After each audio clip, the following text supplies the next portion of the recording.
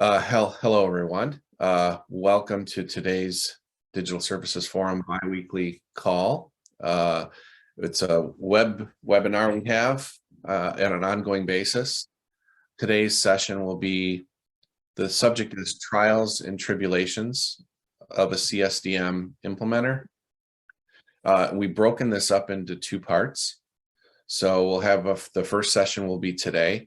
And then we'll have another session. I believe it's on November 27th. So we'll have to take a look. I think it's a month from today. So we're going to go through that. We have a few speakers today, but first, before I start that, I just wanted to go through and welcome our new members. If you would like to share your name with us, you can use it in the chat. I believe, or you can unmute yourself.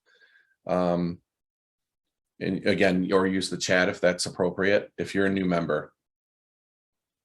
And John Spurko leads this, and I'm a co-leader with Rachel and Charles as well. So we are welcome, glad to have you here today. We have a really interesting set of speakers for you.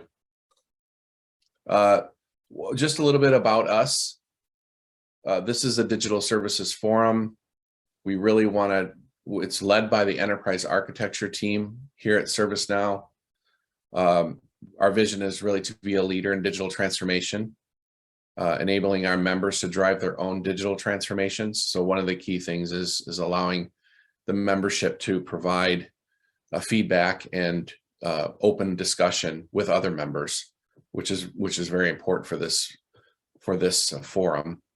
We'll talk about some content in various sessions, shared work, discussions, paper, videos. These videos do get posted to YouTube as well, so they can be watched subsequent to the session.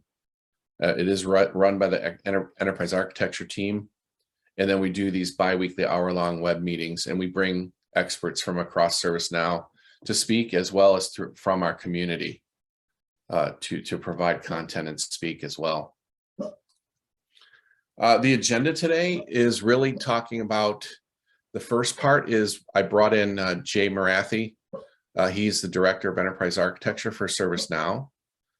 So he'll be the second speaker. The first speaker will be Caitlin Morse. She'll be presenting digital portfolio management and an early look at what's next. And then we have three speakers after that to talk about some of the real world examples of applying CSDM and some of the challenges that we have there. And I'll let them also introduce themselves. If we don't get to all the content today, we will have the second session, so feel free to join that one as well, and we'll continue on this discussion. It was a very important topic for our customers. So from our previous feedback, we received a lot of feedback from the community related to this subject. And so it's CSDM, but the real world examples of how it's applied, some of the challenges and lessons learned there in real world experience. Feel free to use the chat for any questions. We will be monitoring the chat, and we'll try to get to those questions either written form, or I will try to address them as well through the discussion, and I'll let the speakers also do that as well as they go through their presentation. So without further ado, let's see if I have the planning agenda here. This is just us. This is the steering committee. It's Charles, Rachel, myself, and John. And then we have the next set of meetings. So we'll have a next session will be EA board, and that will be with Michelle Supper and Amanda Justice. They'll be speaking through some architectural related EA board session content.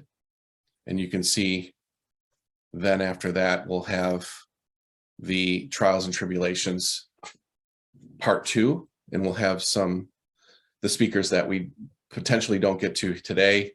We'll also present during that session as well.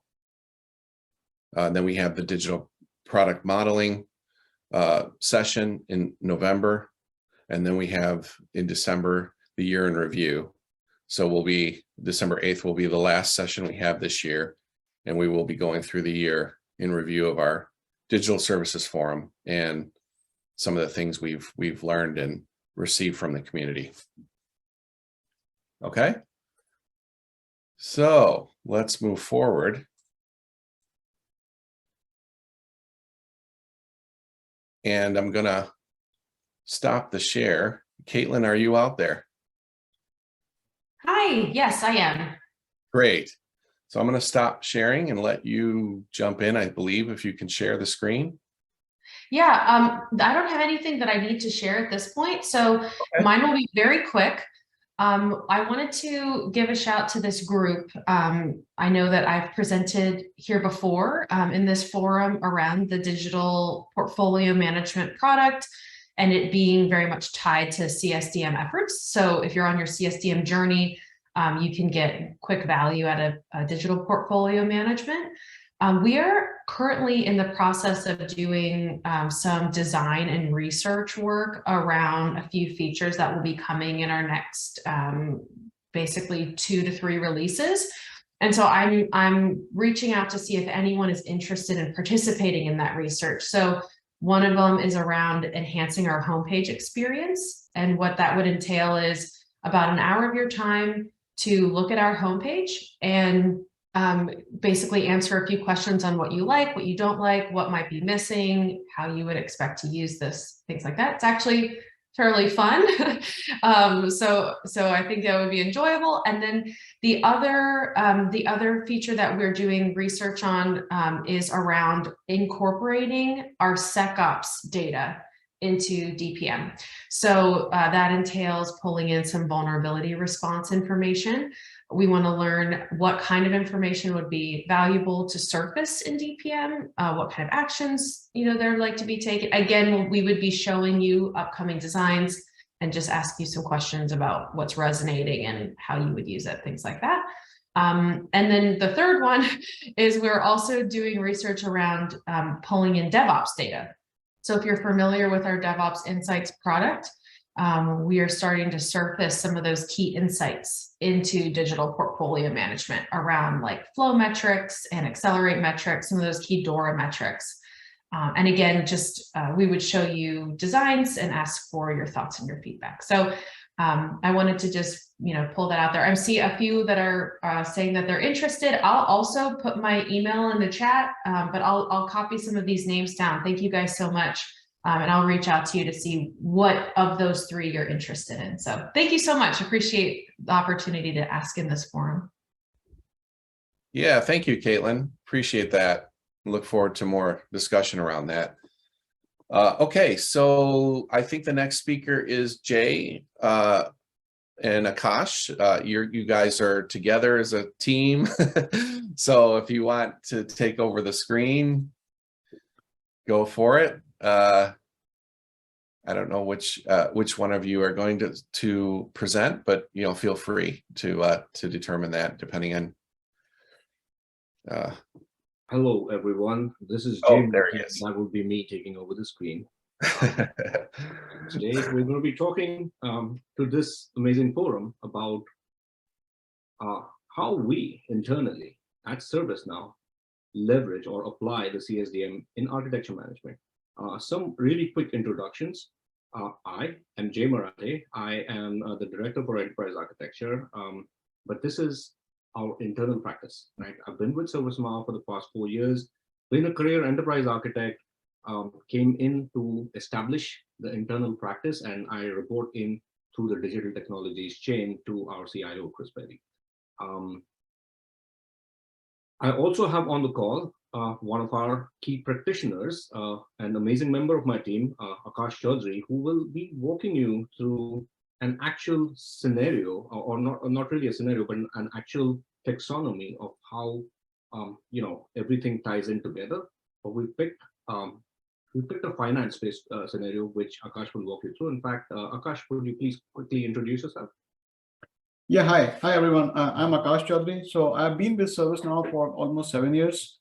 And then, yeah, we basically have this enterprise architecture journey for last 6-7 years. And when Jay came, it became very streamlined. And one of our charter is to start using our own product in a best possible way, and also innovate a lot of things that looking at what market expect from us and internally build it. So happy to answer any of the questions that you have on this CSDM journey. Thank you. Okay. Let's jump right in, folks. Okay, so first up, I just want to talk very briefly. And by the way, a lot of you should by now be aware of the CSDM. We've taken a look at the 4.0 model, and that's what we're going to use to talk to. But our focus for today, being part of enterprise architecture, would be addressing largely the EA persona, and also touching a little bit upon what the service owners and how they interact with the things that the enterprise architects will stitch together. And that includes the services taxonomy that we're going to be building. Secondly, we're going to go through, of course, how we leverage APM for managing architecture. So central to what we do is now. And in fact, if you notice, that's a shirt I'm flaunting as well, which is one of our key architecture principles is ServiceNow first. And so therefore, it does make a lot of sense for us to leverage APM, and it has great strengths in terms of architecture management. So we're going to just walk you through how we use it in relation to the various components that are defined in the CSDM design stage. And finally, as I mentioned, we'll talk you through how exactly, or a scenario, or a specific taxonomy of how we have started to, and I say started to because it's a journey. And I'll talk through some of the issues that we could be facing, right? One of them is, of course, the history. We've had our CMDB for over 10 years now. So there are some issues with how clean that data is, or even in terms of what is a business service versus what is a technical service. They all seem to be merged up, or at least were, until we started the effort, and it's ongoing and it's huge, or we're starting to clean it up and really align with the CSDM as we move forward. Okay. So with that, let's quickly touch upon, and again, this is something that you all should be familiar with. We're going to talk about the blue box here, which is business capabilities, business applications, information objects, the relationships to each other, and of course, then based on that, right, how are business capabilities tied to business services? How are we deriving application services out of business services or business service offerings in most cases, right? Plus, so essentially what we're going to explore is the business capability to business service and service offering relationships, and also when it comes to the applications, how they are now mapped to business capabilities and require application services in order to link it back to the technical services or even the infrastructure, some of which Akash will talk you through. Okay. So moving forward,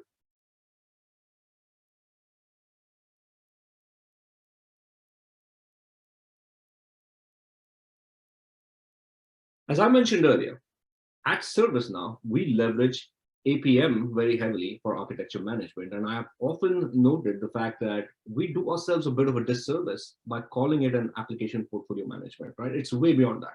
It covers business capabilities. Of course, now with information objects, for all the enterprise architects on this forum, right, you'll notice the BDAC, which is the upper hemisphere. And essentially, APM pretty much fully covers all that top hemisphere. What it also covers, or this is our better together story in terms of literally the service ownership or services portfolio management, our integration with the GRC, right? Introducing an application risk, it's out of the box pretty much, right? So working with our risk groups and our GRC groups in order to bring in that aspect of the application portfolio. Plus, what you will see is, actually, we don't have too much detail on this, but maybe a subsequent session, but we leverage capability-based planning heavily, right? And with capability-based planning, that gives us the ability during the planning phase to directly create demand, which can then be vetted out as projects, epics, stories, etc. So there's a direct integration between the project portfolio management, between Agile 2.0, between Agile Safe, and all the tools that we then use for the execution or implementation aspect of the application per se and its relationship to product. So now, while we're still getting onboarded with the whole relationship between applications, products, and piecing that together, again, that's a future stage that we're going to be looking at. What we do have though is we've, being ServiceNow and having our own development team within, we've also started to extend APM a bit to dive into making it an application lifecycle management tool, right? Because as a part of one of our key initiatives last year, we launched a cybersecurity initiative where we need to be aligned with, I'm going to say 11 decent behaviors for this year and then 26 in 2023. And so in order to support that, we needed to have a link of our application lifecycle, including all the way from planning to release, tracking all of the security scans, looking at all of the code reviews, looking at the design reviews, especially when it comes to security, performance, and all the abilities thereof, right? So E18 actually defined what that secure software development lifecycle was going to be, and have undertaken the task of being product owners to extend APM to provide that application lifecycle management functionality. But coming back to BDAC, right? When it comes to business architecture, I mentioned earlier, we have a pretty strong business capability or ability to model our business capabilities, and that's what we've done. Plus, central to all of this is the application portfolio, as we all know. We've also developed a custom integration catalog because I'd say about 80% of our services or integrations were data services, right? So we've, in order for us to be able to track the flow of data, we're maintaining an integration catalog, and you will see that in future versions of the product as well. In terms of data, we have fully adopted the information catalog, which comes standard with the product, but we've also built a PII tracking tool within, where we're tracking at an attribute level any PII to the applications that could either store it, consume it, create it, or have capabilities to update or delete it. Okay. And finally, when it comes to technology, a lot of it is about the CMDB, right? So there is discovery. We're leveraging primarily a tool called Inspire Designer, which is a partner tool, and it's available in the ServiceNow store or ServiceNow App Store. But that's what we leverage in order to draw these or connect these live diagrams back to our infrastructure back in the CMDB. Okay. So that's where we're at. As you can see, a number of things are are in progress, including the most important one, which is down there, which is the capability mapping to business services. Now, we have covered this in certain areas, as you will see, but it's ongoing. And as I mentioned earlier, there's a huge cleanup component to that in terms of truly identifying and categorizing business services, application services, service offerings, and that entire taxonomy. Okay. Moving on, let's quickly talk about business architecture. What do we do with APM?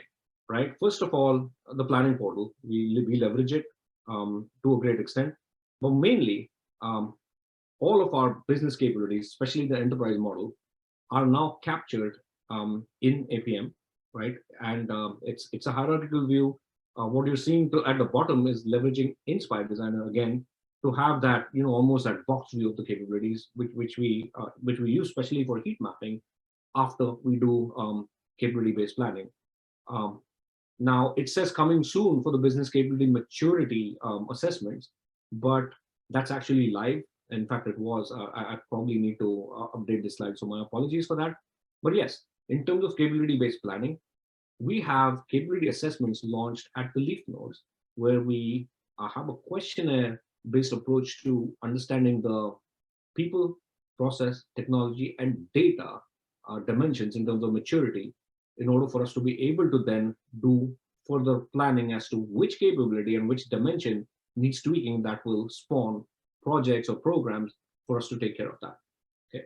Now, what we're also starting to do and working with the product team is starting to look at what is truly the process CI, right? How do we capture process metadata? And this is extremely important because there's constant demands for us to provide some sort of a process catalog.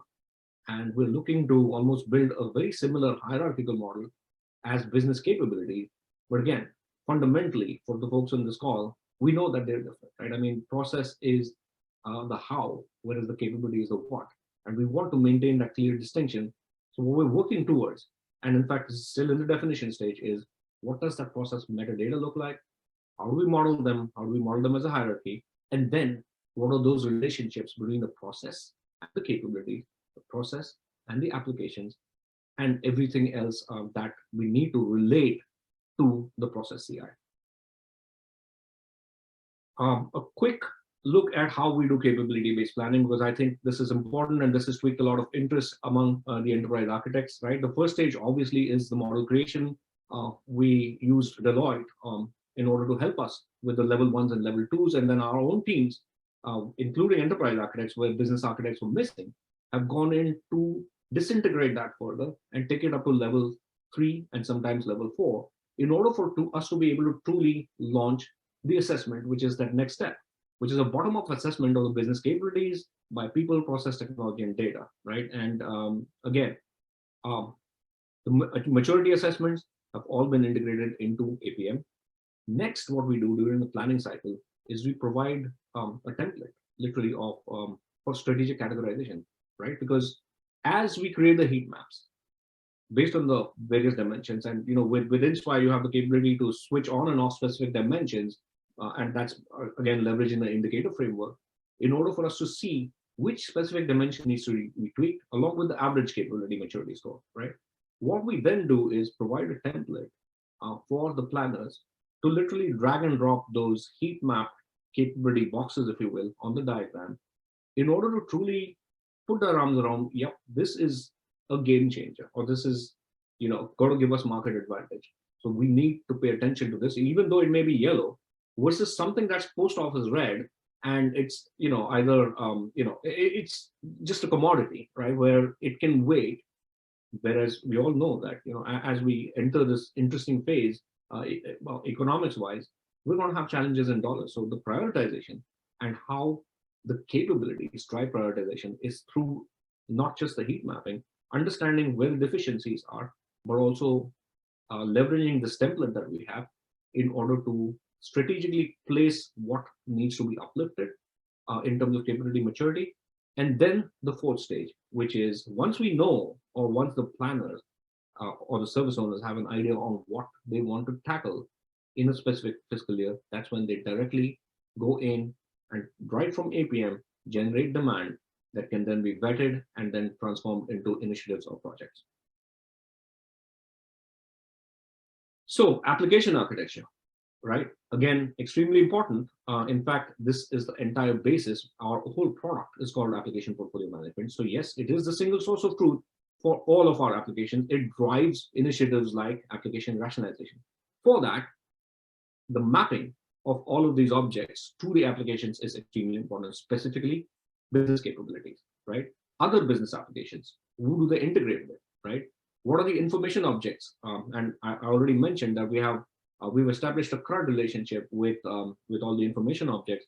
Remember, this is at a logical level, not a physical level, because we're dealing with architecture, okay? Or rather the L1s of the architecture. We're not going into the L3s where there's actual data elements, or we don't take the information objects there yet, but ask us again next year. Application services. This is the crux of CSDM, right? Essentially, how do we map business applications? How do they spawn services? What is our thought, and what are our learning from Mark, Scott, and the amazing CSDM team in terms of how we're going to do this in order for it to be scalable and sustainable? I already talked about projects and demands. Our applications are also tied to change requests, and we, being now, we leverage change management as well in order to push everything that DD does to production. I won't say everything, most of our portfolio. There are some that use other toolkits, but this is primarily it. Also, any DevOps pipelines that we create are tied very directly to the applications, which in turn are tied to the products that are used as a part or that represent that specific DevOps pipeline. Of course, as enterprise architect, one of the key things that we do is maintain that architecture model repository. Today, It's all on ServiceNow. It's on our instance called Serve, and we leverage Inspired Designer again to represent the diagramming.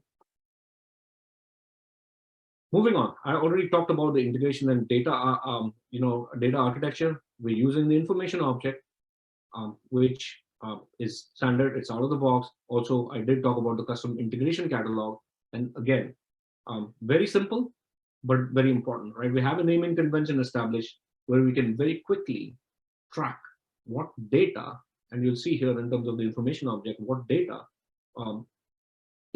originates in a particular system and is delivered to us, or is pulled by or delivered to another system. So this way we know, and also we know the means, right? We are using SFTP, and again, I don't know if we should be, but we are still using SFTP for a lot of these, as you can see, and this is actual live screenshot from that perspective.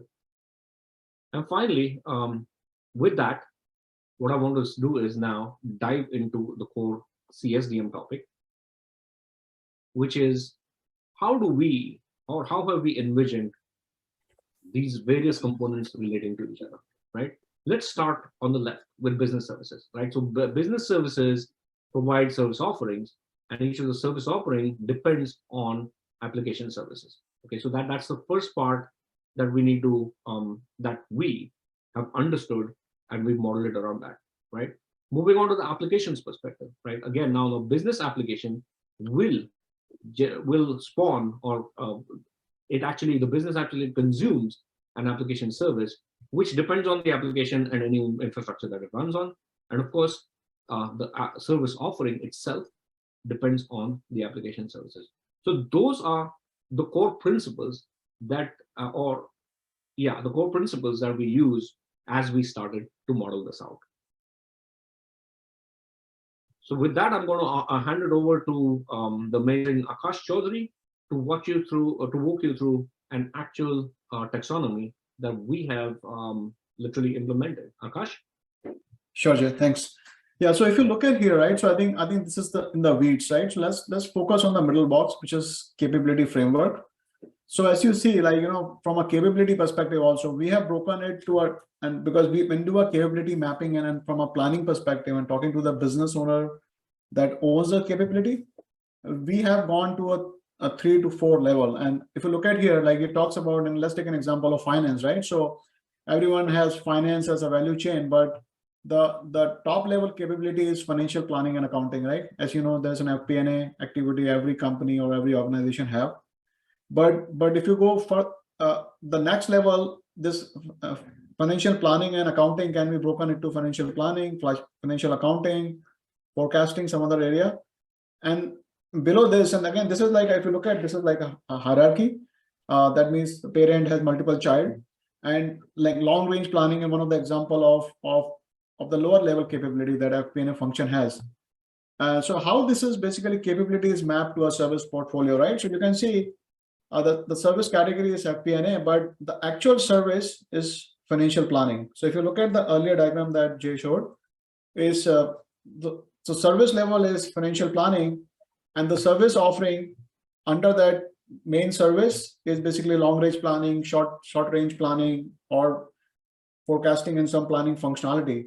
So the service and service offering, and they both are supported by a business application, right? So business application in our world is SAP BPC, or going forward is going to be Anaplan, or depending on what you use, if you use Hyperion. So again, if you see it here, that basically clears, there's a linkage between a service and service offering on a business application SAP, and this application eventually is linked to an application service.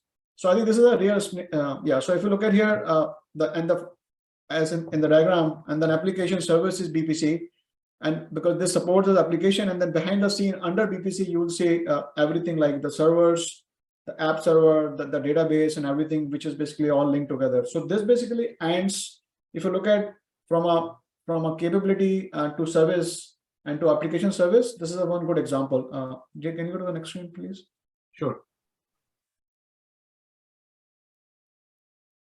And I don't know why my PowerPoint is, oh, there it is. Oh yeah, here you are.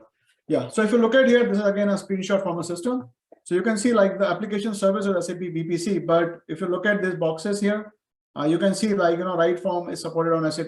You have here you have the database that supports a particular business application, the app server, the load balancer, and all this functionality.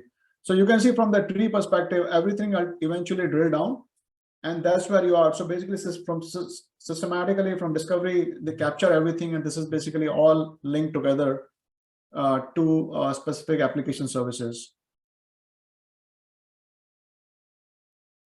Okay, so what we're going to do is, Sorry, there's one question. It talks about, are we using a standard capability model, or have you developed one distinct to ServiceNow? So the answer is we took standard model, but then we have broken it down. So the idea is like, you start from somewhere because when you go to the business, they don't understand what you're doing. So what we did, we took a standard model, but then based on our domain experience, all our EA team has basically taken and basically switched to basically for specific functions. So we created separate for sales, marketing, finance, and then we go with the business owners or with the actual business function. We basically give them a benchmark, and then we took that and we can make it further, right? Because eventually we have to some of the out of the box functionality or some of the capability model that comes out of it.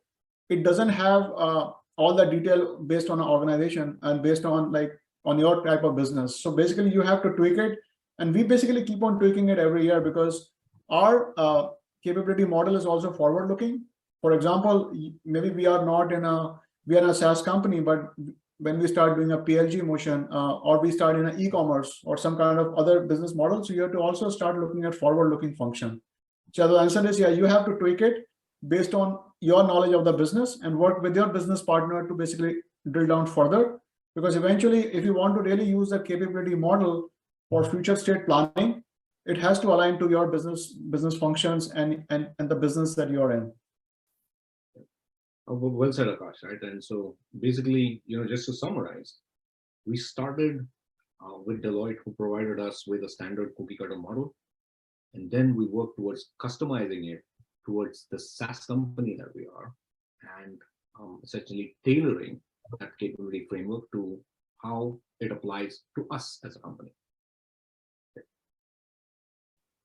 All right, so next, what I wanted to also do is, we know that a large part of our landscape and yours includes SaaS applications, right? So in that case, the whole linkage. So where does the application services, which are meant as that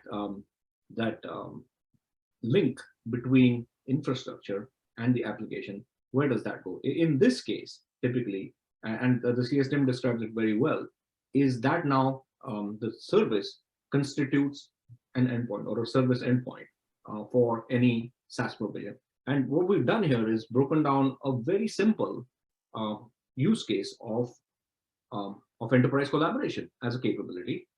And again, enterprise collaboration, but this is more of the services taxonomy, where we've defined everything from, hey, the technical operations is the portfolio that's led by now senior VP, Tomer Mekki, right? Then we get into what is the service domain, right? It's IT, employee services. From there, we've defined enterprise collaboration as a service category. And each of what you're seeing there, whether it's content management, whether the digital signage, social collaboration, web conferencing, all of these are now our business services.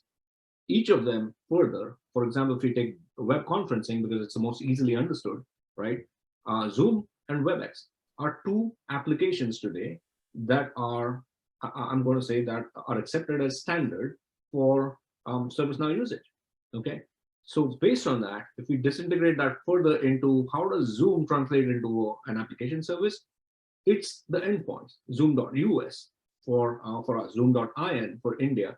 And those essentially represent application services. That way we can track or we can have the complete picture, even when it comes to SaaS applications as we model out our services. Okay. And that, everyone, is pretty much what we had today in terms of applying the CSDM to architecture management within ServiceNow. So we'll just stop here for any questions. So Jay, there are a couple of questions in the chat. I think one question is, what if you wanted Teams as both as a messaging services and a web conferencing services? can they both be assigned to one offering? The answer is yes.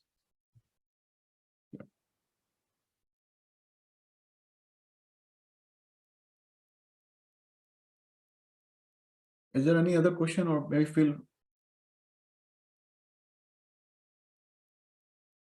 I think Todd has a point that we have loaded entire APQC, and yeah, and I think that's correct because we have the same challenge because again, business users goes to some of the conference and they come back and so I am looking at APQC. What APQC offers is more of a process, it's more of a process angle, and from a business capability perspective, it's much more higher because even for a level 3 capability, there will be multiple process that defines it. Planning is a good example because if you're taking a planning, long range planning, different department does planning differently because based on supply chain side or maybe a revenue side, right? And those basically covered as part of APQC. So the way we look at it, when it comes to business capability, it has 4 dimensions: people, process, technology, and data. And the process angle is basically what APQC can cover, right? So you can always use APQC for basically validating the process. But if you start using APQC as a business capability, then you end up with a lot of capability and a lot of redundant, and it's too detailed for business to even start. You can't do plan at that level. So yes, you're correct. I think that's a challenge we see with APQC. Yeah, but I'm also going to say that it's a good way to start to look at how you're going to manage or how you're going to build out your capability model in case you're looking at it, right? It gives you an idea as to how a taxonomy can be organized. But as you do that, always bear in mind that, as Akash mentioned, APQC by design is a process framework. So how do you differentiate between the what, which is what a capability represents, to the how, which is what a process represents?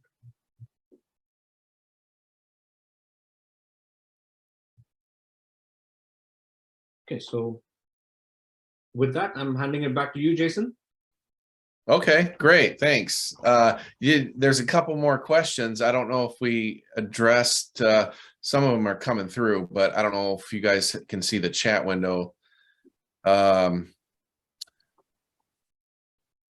think, let me see if we address these. Looks like some of them are statements too, so.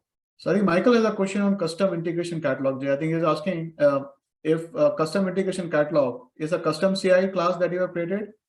Yes, we have. We've created it as a CI primarily so that we can establish those relationships, and that helps us do very quick diagramming. So for instance, when we use Inspire, when we drag and drop, let's say an application like Workday, and we expand it out, at that point, based on the integration catalog and the created relationships, you can actually see almost that spider diagram render itself to show which are all the systems that it integrates with. Therefore, we have created it as a CI as opposed to just a table. Yeah, and Jay, the other part of the question was, is that a function of Inspire Designer? And answer is no. In order for Inspire Designer to use it, we have that what Jay explained, since because it's now as part of a CI, Inspire Designer can consume it, but it's not a functionality of Inspire Designer.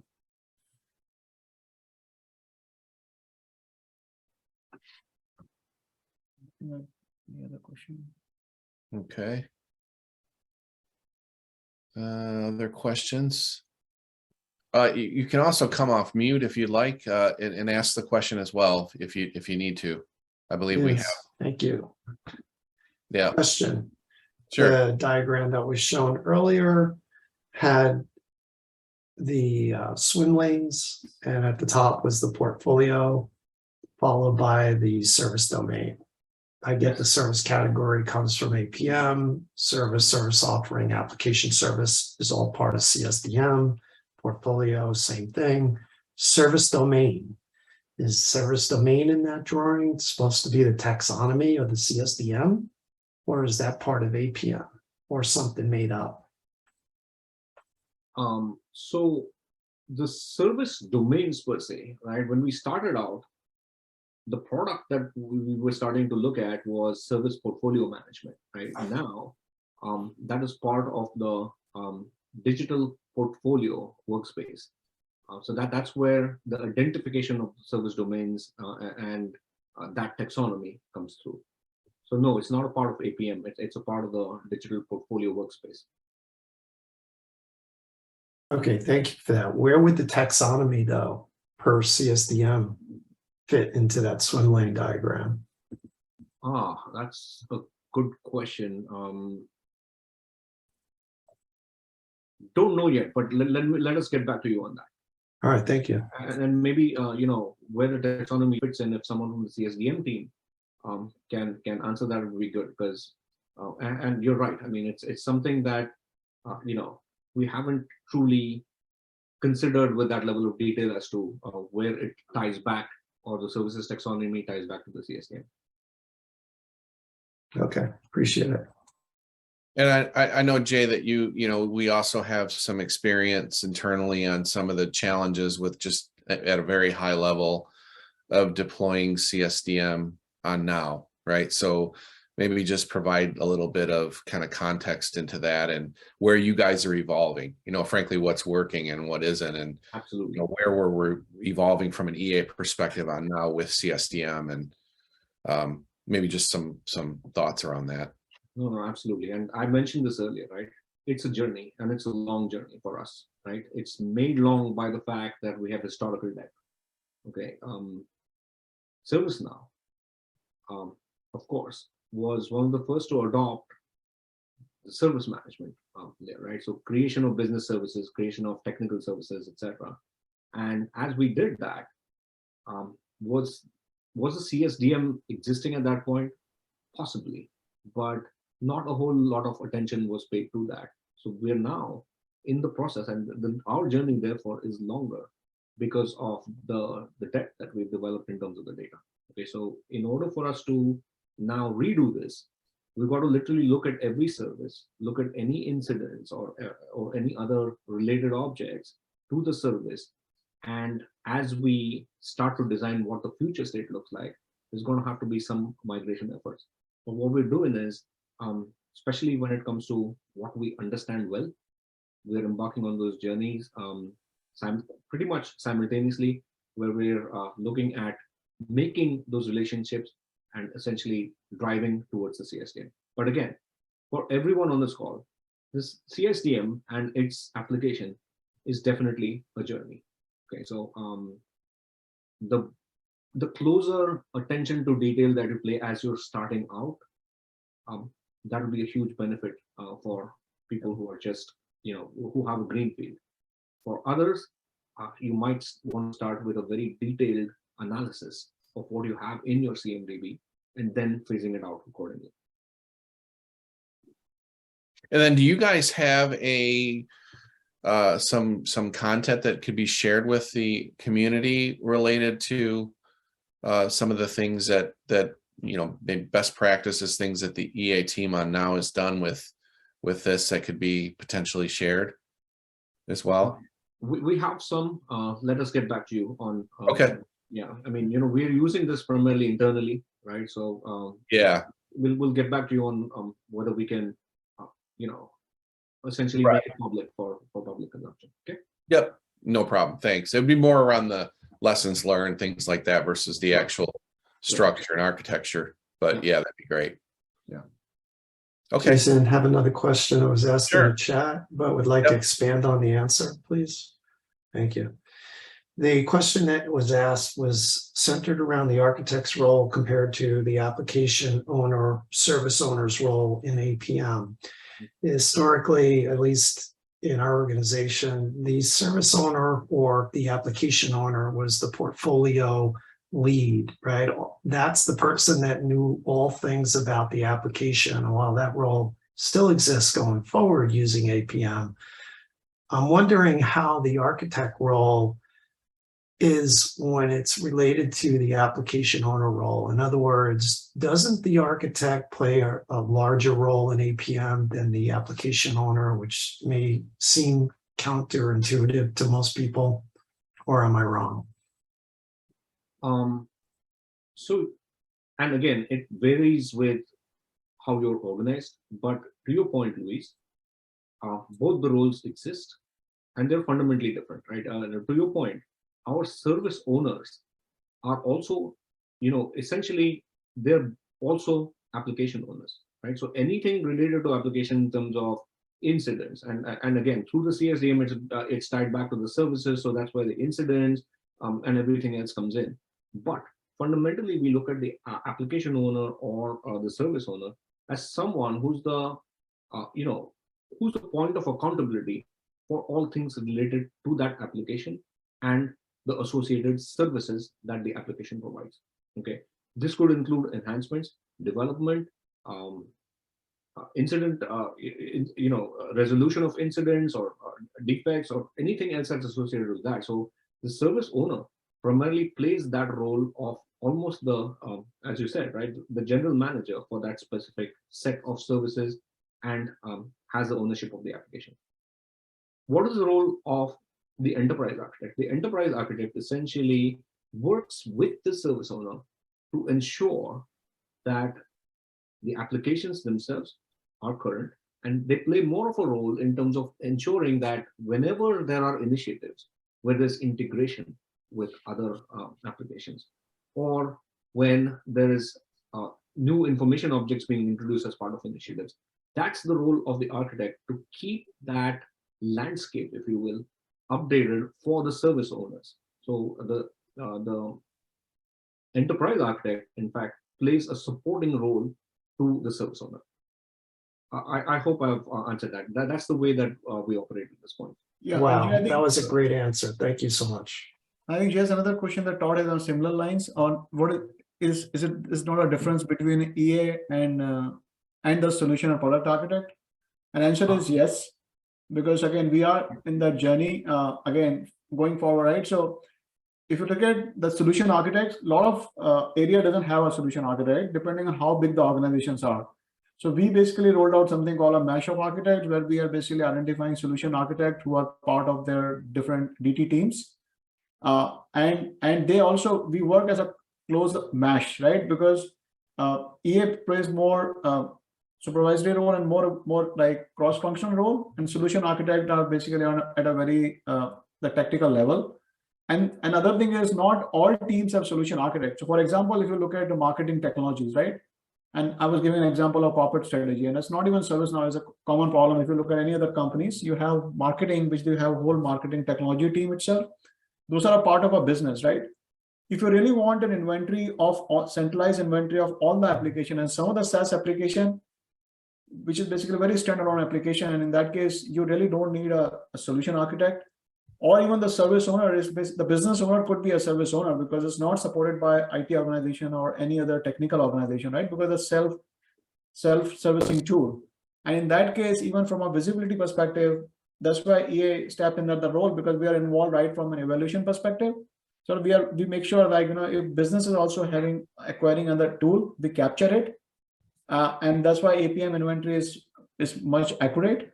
And that's what it is. Like in some teams, yes, there will be platform or solution architect, but not all team will have that, right? And then that anything that missed through the crack, that's why the EA function becomes important, to have visibility across the whole life cycle of every application and services. Okay. Thank you, guys. We have a few more questions in the chat, but maybe if you guys want to stay on, Jay and Akash, and just monitor that to see if we can verbally address those. I do want to leave a few minutes to introduce a few next speakers that we have on the line. David Steffrand, Barry Kent, and Eric Dorr. They're here from the ServiceNow community, and wanted to give you guys an overview of some of the content they have, and then possibly talking through the second session, part 2, and extending some of that.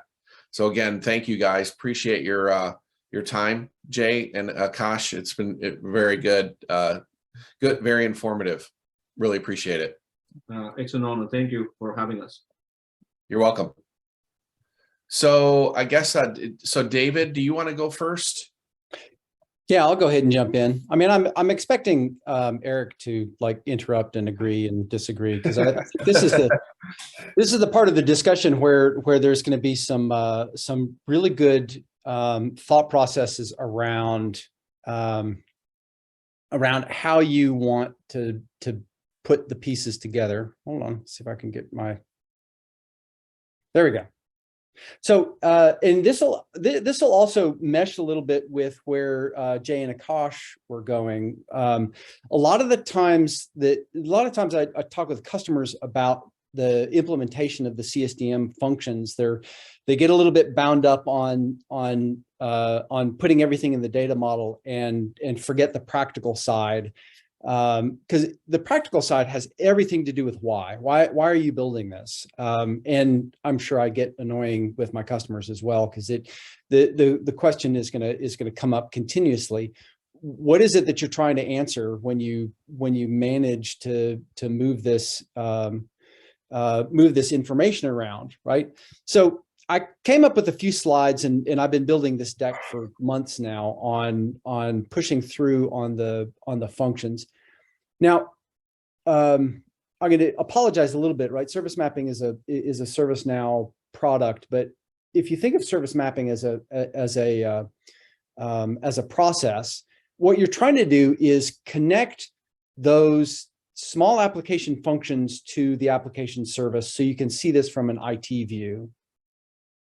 This gives that service layer the ability to then connect to both the business service functions and also the business application functions that gets you to business capability and some of the management functions, right? How does the business operate as it's described within within technology, right? So if you look at the practical function of what you're looking for, I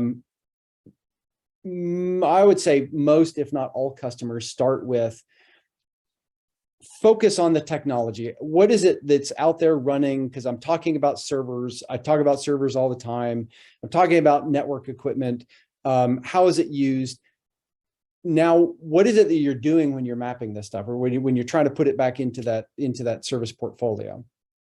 And the first item becomes, right, the outcome, the idea here is you're looking for service availability, right? An increase in service availability and visibility into service availability. So when you think of event management connecting to this, you have a data flow from your infrastructure up to your application service, so you can think about what that outage looks like. But now here comes the why. Why do you care? It's not just IT that actually cares about that outage happening. It's someone in the business. And I mean, I'll reflect back to Akash and Jay, right? The management layer above, well, what is the position of the enterprise architect? Well, in this case, the enterprise architect may not care about the outage, but they might, right? I mean, if you look at the severity, okay, now you're starting to get into the minutia of the data here, right? How severe is this outage? How do you know whether or not you need to go up to the business capability owner to say we have an outage? Well, it's criticality.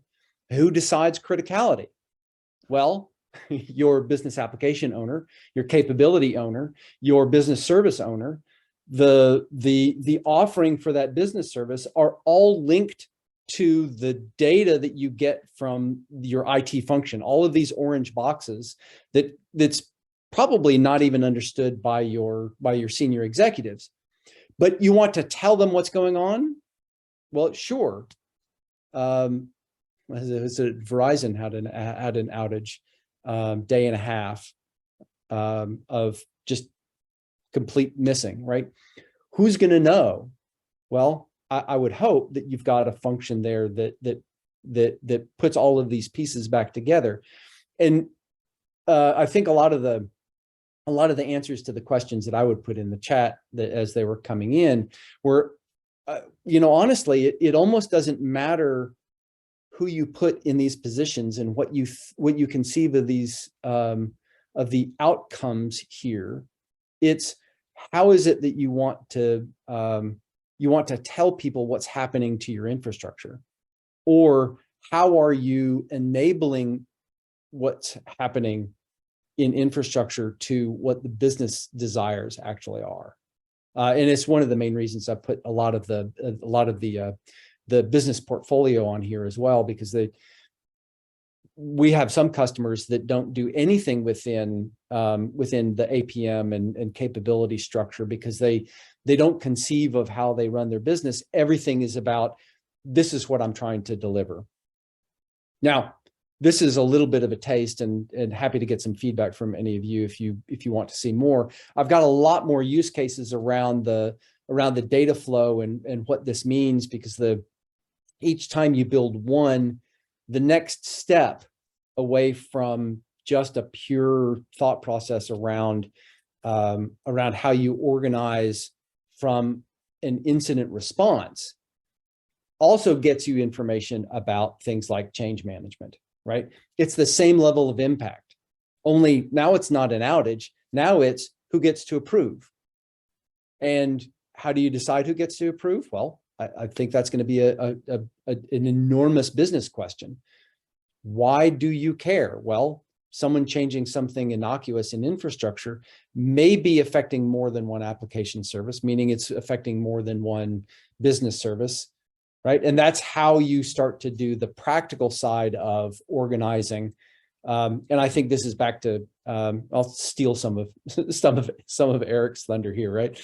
The practical approach to what it is that you're building depends very much on all of the whys that you're going to put in there. All right, I'm going to pause for a minute and see if anybody has any questions about like either data flow or purpose around the practical approach to CSDM.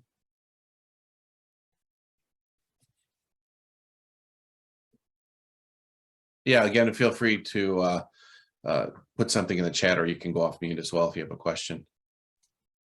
I'd like to clarify my question that I put in the chat, please. Sure, go ahead. Yes, the question with regards to the CSDM model really harkens back to the other conversation by Jay with the architects at APM, because the CSDM is built, and then APM, if you're using both, APM and you've built the CSDM, and you have DPM and you have SPM, it all comes together. In APM, there are two related lists under the application services that are for associating the software models and the hardware models. Those have to be manually associated today. The service mapping automatically add those models to those related lists. So when that information is surfaced in the technology portfolio, the way it's built to be looked at and leveraged for, like, for example, application racks, or do those two related lists on that application service form still have to be manually updated? I realize this is a very technical question, but it's an important one, because if you're going to purchase ITOM visibility and get service mapping, that is a big deal, trying to manually map those models to the application service versus having that being done automatically with something like service mapping. Yeah, work in progress. I mean, because the answer is both yes and no. I mean, it's the ability to sort of glean information from the product as discovered and then linked through service mapping, right? I mean, the data is there. There are some functions there. Some of the functions are not working as well as they should be. So that's mostly where that work in progress is. For very large enterprises, and I work in the VLE space, you're absolutely right? Doing this manually is unlikely to be a winning strategy. And there's a lot of work going on today to automatically enable the TPM function. And there is a core philosophical problem from the technical side around what this means. And I don't want to make this more complex than what you've laid out, but I mean, the philosophy around what it means to have a specific software model in use, right? Is it installed? Does that mean it's in use? because it can not be on the catalog. It can be not in the catalog on the operating system, because Java is just a bunch of files. It doesn't matter that it's in the catalog, right? So it could be not installed but in use. It could be installed but not in use, right? And it gets really hairy.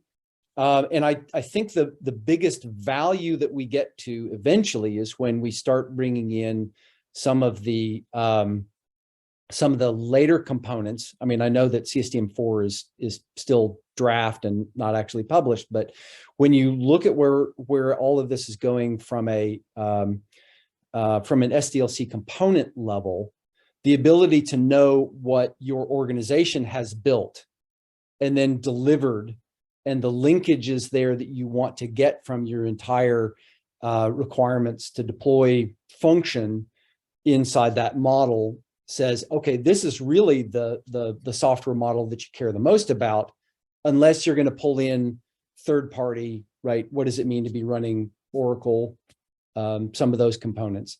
So that there's a tremendous difficulty in gleaning the right information. But again, that's part of that work in progress. Does that help? Yeah, I think that's exactly right. I saw in the chat earlier, somebody said I regretted inserting the model, what Jay was talking about, to start building out, the modeling, inspire, et cetera.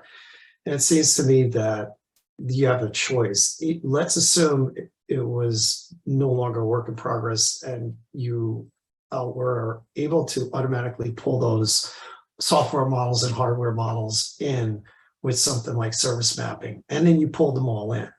Well, you get what you asked for, right? Because now you got a bunch of noise, things you don't necessarily care about. And now you're stuck with removing a bunch manually, potentially, that you don't want to see. So where is that? I think you're right. It's going to be, pull in what you want to see and leverage that. I mean, the obvious benefit is, the software got installed, there's a discovery model, whether you created a software model and linked it via DMAP or not is the decision. Some you might not. Yep. And then you benefit with TPM because you could say, well, like dev and test and prod application services, they may each have 5, 10, 25 servers associated with it. And each one of those has software in the models, and you could see the different versions across that landscape. I mean, I think that was the point, that the architects would look at that information and say, okay, what are we doing here? Why are we going to upgrade this other business app when its app service is showing us all this stuff that is either end of life or is going to be end of life soon?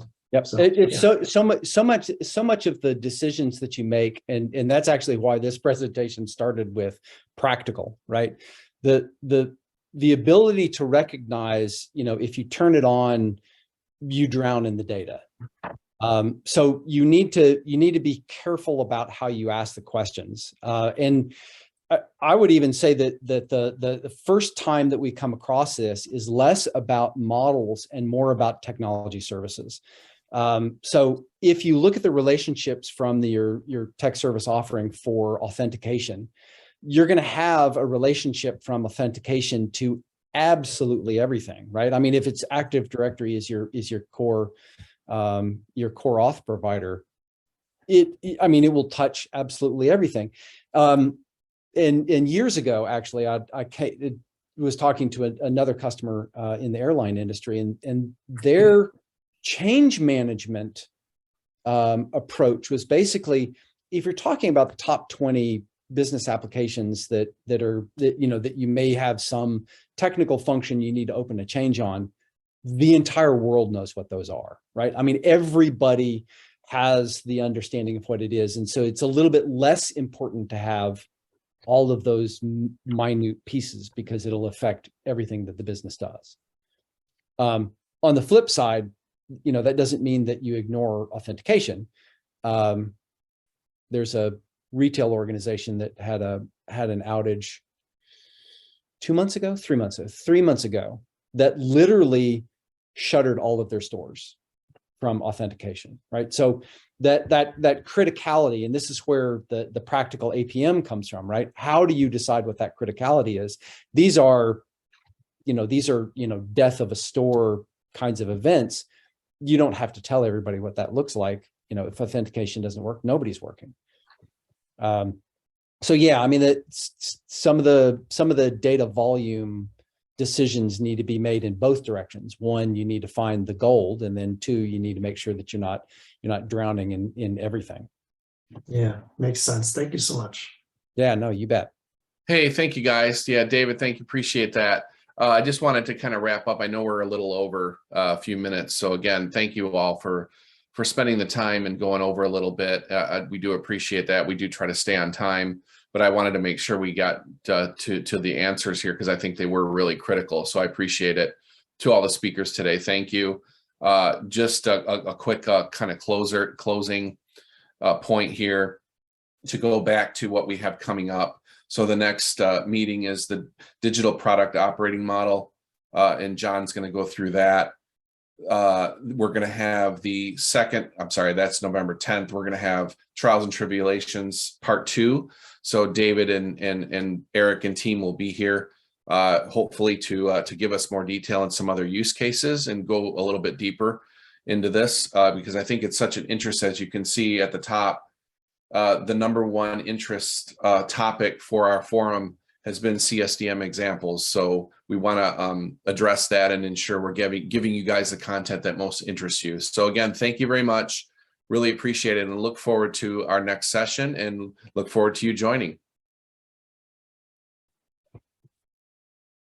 Thank you very much.